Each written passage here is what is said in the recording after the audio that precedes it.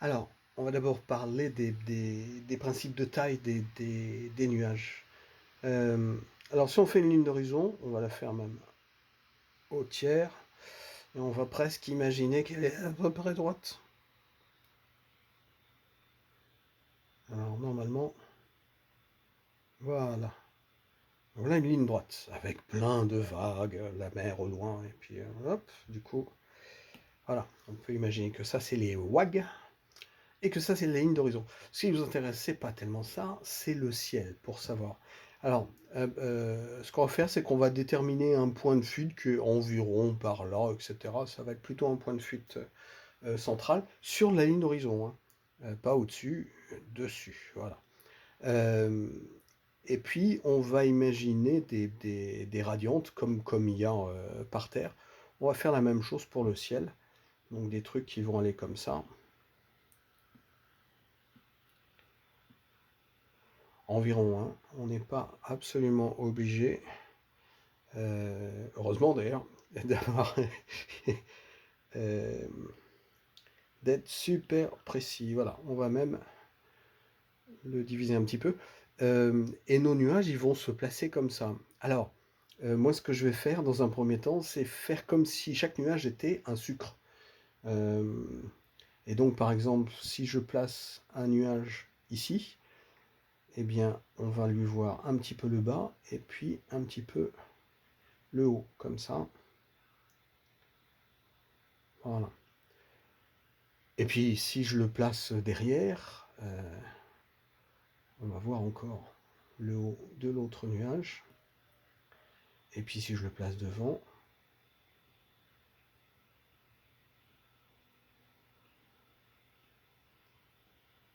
voilà. Et alors, en général, pour l'instant, on parle de généralité. Après, on fera parce qu'il y a des cas différents. Mais en général, c'est-à-dire quand le soleil est déjà un petit peu haut dans le ciel, ou pas encore bas dans le ciel, le soleil éclaire les nuages d'en haut, un peu comme les arbres par exemple. Et donc ce qui va être plus bas va être un petit peu plus sombre. Jusque là, ça marche. Et donc si j'ai un cube comme ça, la partie la plus sombre, elle va être sur le bas. On va dire que notre soleil, il éclaire comme ça. Et vous voyez que plus ils sont éloignés, plus ils vont être petits, ramassés, et donc allongés par rapport à... Là, c'est pratiquement un cube, et puis là, c'est un sucre, et puis là, c'est une barre. Et donc voilà, et si on les continue à l'infini, la même taille de nuages, ça fera comme ça. Et donc, au final, on voit le nuage semble s'aplatir.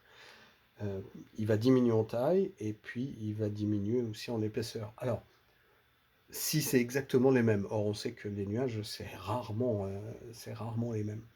Si on a un truc qui s'appelle un cumulonimbus, qui est un gros nuage comme ça, bah, il va prendre par exemple deux.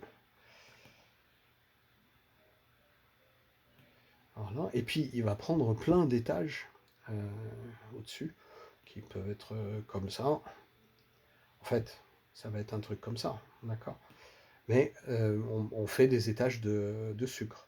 Et ce qu'on va voir, eh ben, c'est l'étage du dessus, et puis un peu l'étage de côté, et encore moins cet étage-là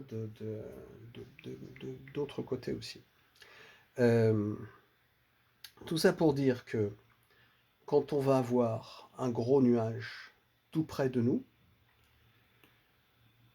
on va surtout voir le dessous de notre nuage, qui va être plutôt sombre, et puis petit à petit, ça va s'éclaircir.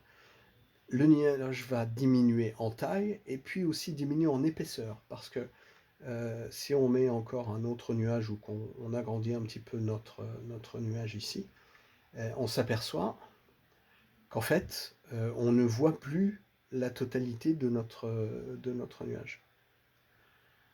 Et donc on a ce gros là, et puis plus petit, et à chaque fois ça s'affine. on va dire la semelle de notre nuage s'affine. Et donc là, on a une grande hauteur, qui est une largeur, on va dire. Et puis là, c'est un peu moindre, et puis là, c'est encore moindre, ça devrait être encore moindre, et puis là, c'est juste une petite ligne qui va être plus sombre. Et si on fait notre nuage, en fait, on va le faire à côté. Donc on va avoir une semelle, on va le faire plus grand, une semelle qui va être un petit peu sombre, et puis dessus,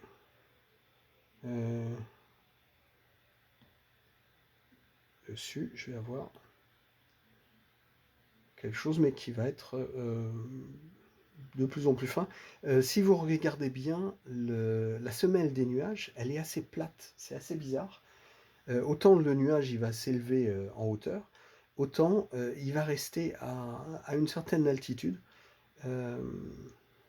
Et donc on peut très facilement faire des choses comme ça pour faire des nuages. Et puis quand il va venir un petit peu plus vers nous, donc là, on va faire un nuage un petit peu plus vers nous, on va lui voir un petit peu plus de sombre. Alors, on a du sombre sur la semelle, et puis bah, ça vient un petit peu...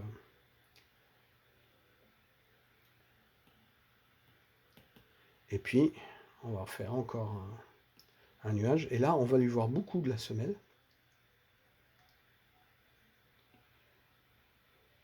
Voire même énormément de la semelle.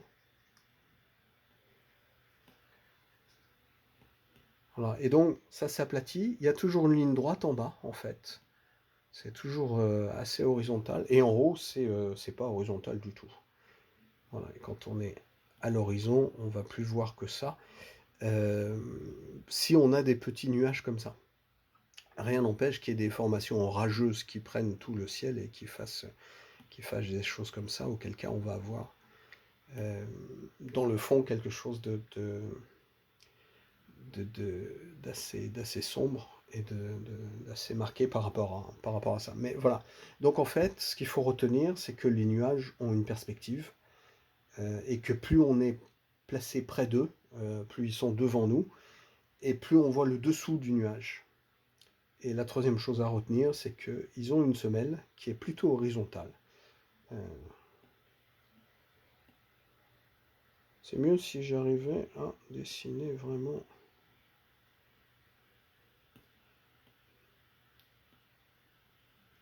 Voilà. Et vers le bas, ça va être assez sombre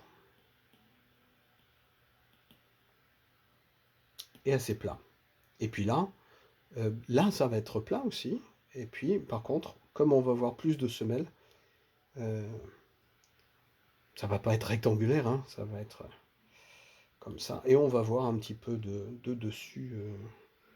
Ah, mais c'est pour ça qu'il marche pas bien, c'est que c'est un gris léger, donc forcément. Bref. Voilà pour la perspective du ciel.